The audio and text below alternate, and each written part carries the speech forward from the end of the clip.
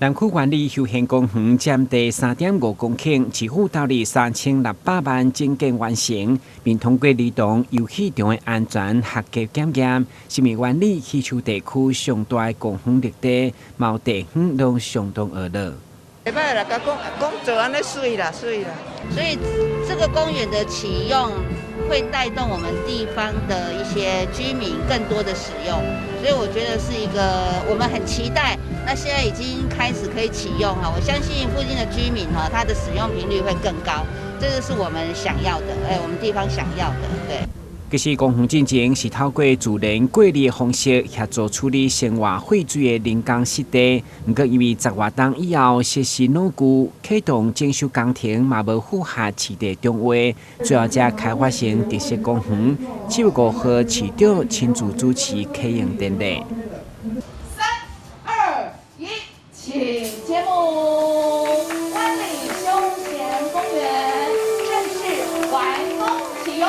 掌声鼓励。在公园，拢是会当吸收外人来的公园，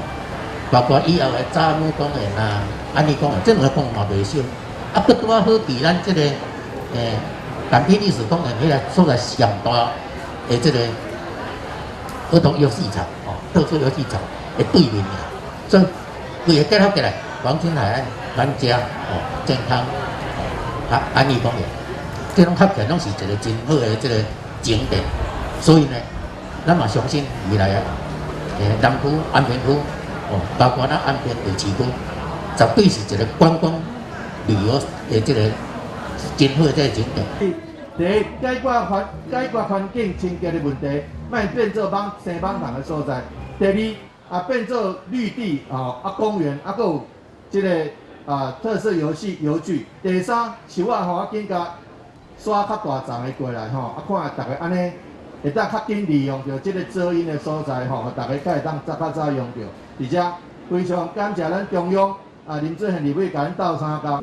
南区管理休闲公园依照地形的特色来设计，除了打造超过200平游戏空间，嘛规划600公尺环状步道，后边将来遮休闲运动，并打造户外活动的会展空间。台南新闻管制采访报道。